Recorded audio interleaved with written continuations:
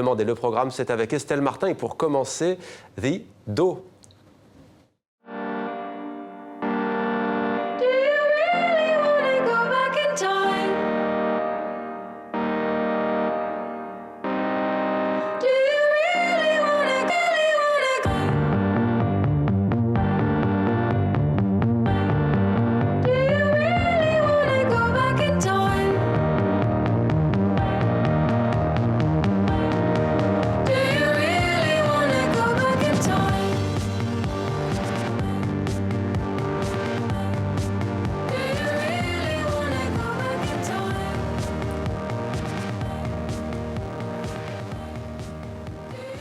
Bonsoir Estelle. Bonsoir Mohamed. Ravi de vous retrouver. The Do, duo pop français donc, qui sort aujourd'hui son 3e disque. Oui, The Do, alors D pour Dan, O pour Olivia.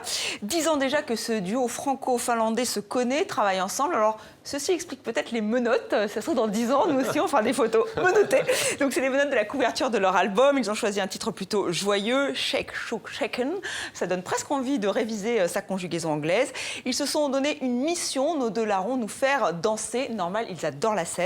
Alors, pour cet album, vous prenez beaucoup d'électro, des mélodies foutraques, on peut dire, des arrangements décapants. Vous secouez le tout et ça vous donne cet album. Ça vous donne envie de danser, de suivre The Do en scène. Ils partent en tournée à partir du 21 octobre, France, Allemagne, Belgique, Suisse. Il suffit d'aller sur leur site pour voir les dates, thedomusic.com. In vitro maintenant Estelle, ce n'est pas de la biologie, c'est du théâtre avec le collectif emmené par la jeune metteur en scène française Julie Deliquet. Et c'est presque de la biologie puisque Julie Deliquet, en fait, elle dissèque la sociologie, enfin la famille française et c'est pas joli. Elle a créé ce collectif en 2009. Ils ont commencé par monter La Noce de Brecht, puis Dernier remords avant l'oubli de Jean-Luc Lagarce. Et à force de travailler sur ces textes, sur ces pièces, ils ont été presque obligés, malgré eux, de créer leurs propres textes. Nous sommes seuls maintenant.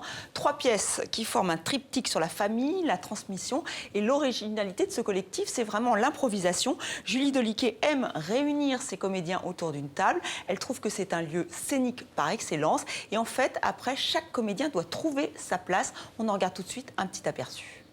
Je lève mon verre à ma petite fille. J'ai passé le cap des 20 ans cette année. La force du théâtre, c'est le côté vivant. Donc je m'étais dit, il faut pousser ce côté vivant à l'extrême. C'est-à-dire, voilà, on n'est pas au cinéma non plus. Et je veux que les spectateurs se sentent sur scène avec les acteurs. Moi-même, je suis dans la salle. Je me définis un peu comme metteur en scène spectatrice. Et j'assiste un peu à quel fil ils vont tirer et comment la mise en scène va s'écrire ce jour-là. Françoise, est-ce que vous n'êtes pas un tout petit peu mauvaise joueuse? Arrête, ça me regarde pas? Non. Parce que c'est votre vie, ça me regarde pas, c'est ça? Par contre, quand il s'agit de la vie de Bu ou la mienne, là, ça me regarde. Vous faites les règles comme ça vous arrange. Elle est extraordinaire, la femme.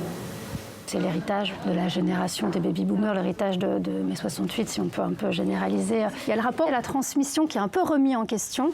Donc il y a un peu cette idée de l'éternelle jeunesse. Et voilà, mon spectacle pose cette question-là, savoir cette génération-là, c'est pas coupé de la génération du dessus, mais peut-être un petit peu de celle d'après. Bulle, comment est-ce que je m'en sors? Très bien. Papa, pourquoi t'as pas été voté aux dernières élections?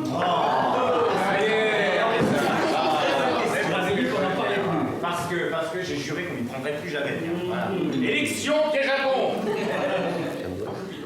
Voilà, alors la démarche du collectif In Vitro a les qualités de ses défauts, les défauts de ses qualités. On est vraiment plongé, vous voyez, au cœur de l'action. Et ces dîners familiaux nous en rappellent bien d'autres, les nôtres, où ça dégénère assez souvent. Alors l'énergie est là, parfois brouillonne. Vous avez entendu, il faut parfois tendre l'oreille pour écouter, pour entendre les répliques. Mais c'est une expérience à vivre. Je vous la recommande chaudement. Il joue à partir du 2 octobre au théâtre Gérard Philippe. C'est à Saint-Denis, en région parisienne. De la géopolitique maintenant, Estelle, dont je présente. Vous nous emmenez en Transnistrie, que se passe-t-il?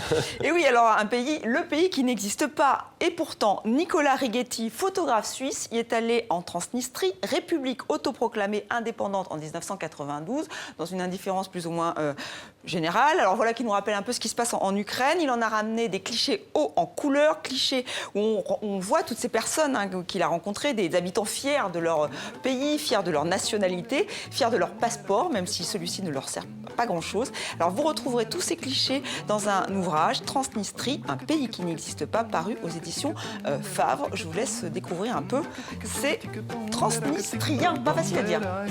Ta tantine t'a quitté, t'es tout dégoûté, tenté de te tuer, de tout oublier, de sauter du toit.